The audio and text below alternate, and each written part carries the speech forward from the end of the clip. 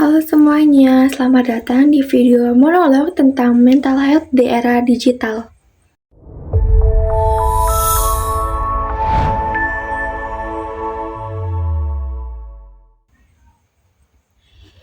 Di tengah kehidupan yang terasa semakin cepat, kadang kita lupa kalau diri kita bukan robot. Kita manusia, kita punya pikiran, punya hati, punya batas, tapi menariknya justru hal-hal yang paling manusiawi itu sering kita abaikan. Kita tumbuh dalam budaya yang menekan pencapaian, nilai bagus, harapan keluarga harus dipenuhi, pergaulan harus dijaga, media sosial harus terlihat sempurna. Setiap hari kita bergerak dari satu tuntutan ke tuntutan lain tanpa berhenti. Dan di tengah semua itu, kata sehat mental muncul di mana-mana. Di video motivasi, kampanye sekolah, poster klinik, bahkan caption Instagram teman. Tapi seberapa sering kita benar-benar memikirkan maknanya? Sebagian orang mengira sehat mental itu artinya tidak boleh sedih. Vibes harus ceria, senyum setiap hari, hidup harus selalu positif. Padahal kenyataan jauh dari itu. Sehat mental bukan tentang merasa baik sepanjang waktu.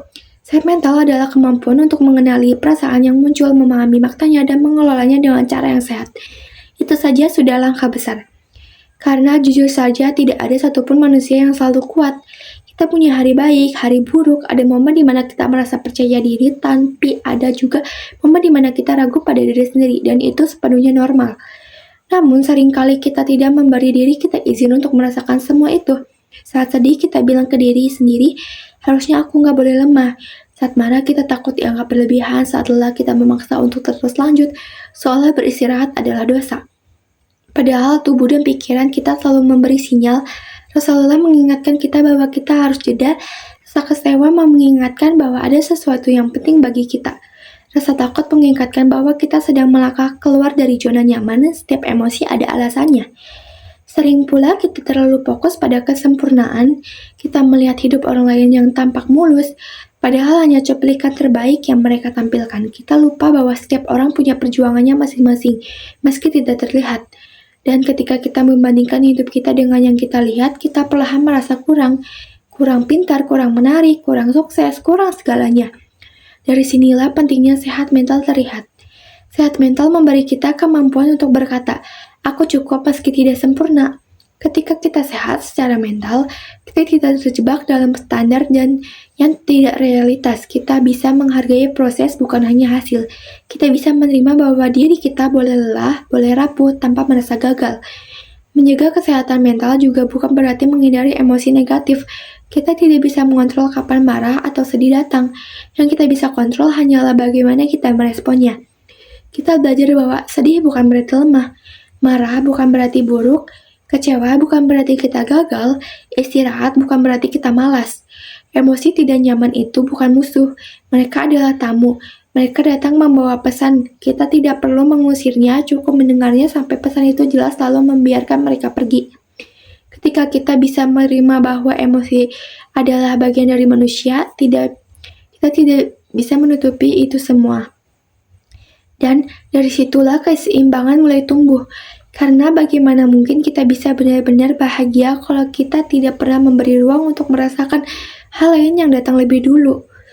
Bahagia adalah bahagia dari hidup, tapi bukan satu-satunya bagian. Seperti warna dalam lukisan, keindahan hadir karena percampuran bukan satu warna saja. Begitu juga dengan hidup, dia punya terang dan gelap, punya tawa dan tangis, punya naik dan turun. Momen-momen itu saling melengkapi. Sehat mental membuat kita lebih mampu menghadapi perubahan hidup. Karena ada masalah, kita tidak langsung runtuh. Ketika ada tekanan, kita harus tahu kapan berhenti. Karena ketika ada hal yang membebani, kita harus tahu bagaimana cara memberi bantuan ke cerita pada orang yang kita percaya. Kita juga jadi lebih peka pada tanda-tanda dalam diri, tanda ketika kita mulai kewalahan, ketika kita butuh istirahat, dan ketika kita harus bicara dengan seseorang. Menjadi manusia bukan hanya tentang menjalani hidup, tapi juga tentang memahami diri sendiri. Itulah sebabnya kesehatan mental begitu penting. Ia adalah fondasi dari cara kita berpikir, merasa, dan berinteraksi dengan dunia. Tanpa fondasi itu, hal-hal yang lain dalam hidup terasa lebih berat dari seharusnya. Sehat mental membuat kita mampu menikmati hal-hal kecil, angin sore, tawa teman, waktu istirahat, dan bahkan keberhasilan kecil. Dan yang paling penting, sehat mental mengajarkan kita untuk memperlakukan diri sendiri dengan lembut. Karena pada akhirnya kita hanya punya satu diri. Dan diri itu layak dirawat, didengar, dan dipahami setiap hari. Kadang kesehatan mental memburuk karena satu masalah besar, melainkan karena hal-hal kecil yang menumpuk perlahan tanpa kita sadari. Tekanan dari sekolah, ekspektasi keluarga, persaingan di lingkungan pertemanan, dan tuntutan dari diri sendiri sering bercampur jadi satu.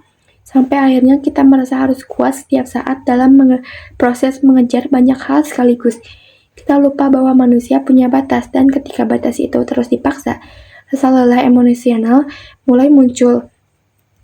Kita hidup di dunia yang serba cepat, di mana semuanya menuntut hasil cepat dan pencapaian tinggi, sehingga kita jarang punya waktu untuk benar-benar mendengar kondisi diri kita sendiri. Kesibukan ini membuat kita terbiasa mengabaikan sinyal-sinyal lelah, sinyal stres, sinyal bahwa pikiran sedang penuh, hingga akhirnya kita merasa kewalahan tanpa harus tahu kapan semua itu dimulai. Selain itu, media sosial membuat kita sering membandingkan diri dengan orang lain yang tampaknya selalu bahagia, selalu produktif, dan selalu berhasil. Kita lupa bahwa yang ditampilkan hanyalah bagian terbaik mereka, bukan keseluruhan kenyataan. Semakin sering kita melihat kesempurnaan seperti itu, semakin kita merasa tertinggal atau tidak cukup baik, padahal kita sedang berjuang keras setiap hari. Belum lagi perubahan hidup yang terjadi tiba-tiba. Pindah sekolah, pertemanan yang bergeser, dinamika keluarga yang berubah, semuanya bisa membuat seseorang merasa kehilangan kendali atau arah.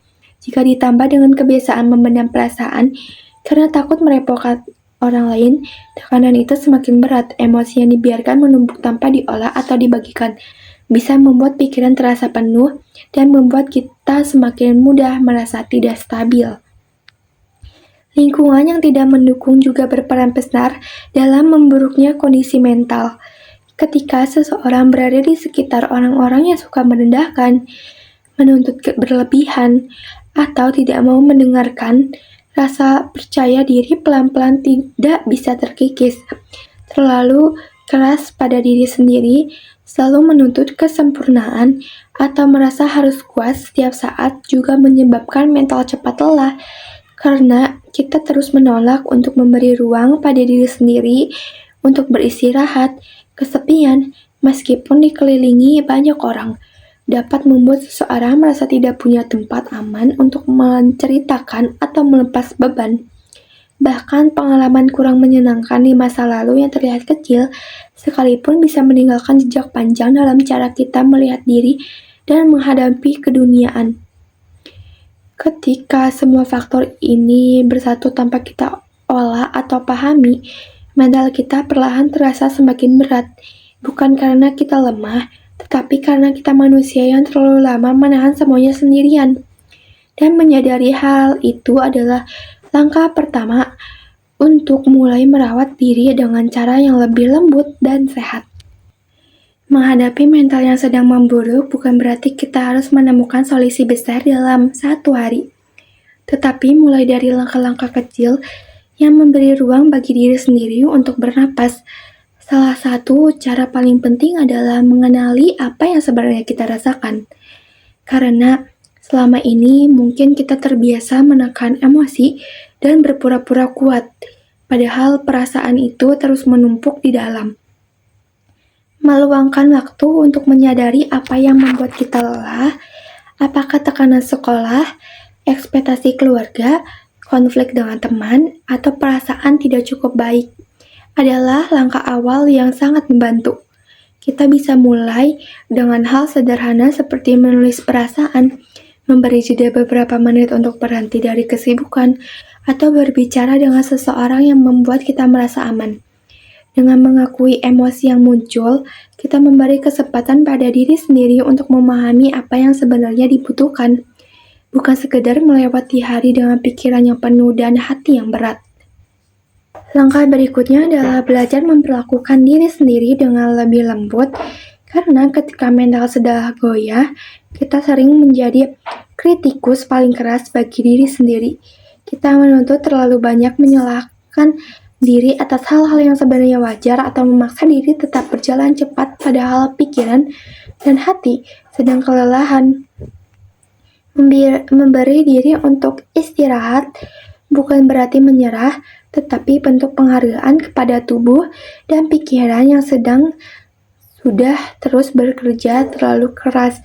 Beristirahat bisa berupa tidur yang cukup, menjauh sebentar dari media sosial, melakukan hobi kecil yang membuat kita nyaman, atau sekedar duduk diam tanpa beban apapun.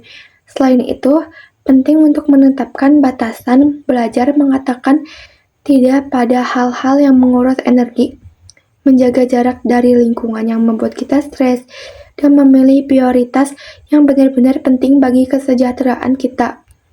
Dengan batasan yang jelas, mental kita perlahan mendapatkan ruang untuk pulih dan kembali stabil. Terakhir, menghadapi mental yang memburuk juga membutuhkan keberanian untuk mencari dukungan, karena tidak semua hal harus dijalani sendirian. Berbicara dengan orang yang kita percaya, entah itu teman dekat, anggota keluarga, atau guru yang pengertian, dapat memberikan perspektif baru yang tidak kita lihat sebelumnya. Kadang kita hanya butuh seseorang yang mau mendengarkan tanpa menghakimi, seseorang yang memberi rasa aman untuk bercerita. Selain itu, kita juga bisa mempraktikkan cara-cara sederhana untuk menenangkan diri, seperti bernapas perlahan, berjalan sebentar, mendengarkan musik yang menenangkan, atau melakukan kegiatan kreatif seperti menggambar atau menulis.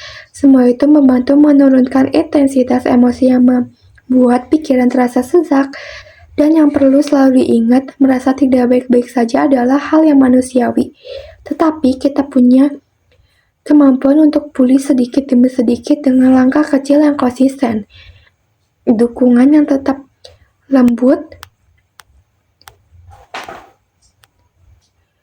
terhadap diri sendiri. Mental yang terasa hancur hari ini bukanlah akhir, melainkan bagian dari proses kita menjadi lebih kuat dan bijak di masa depan. Terima kasih sudah menonton video monolog tentang mental health di era digital.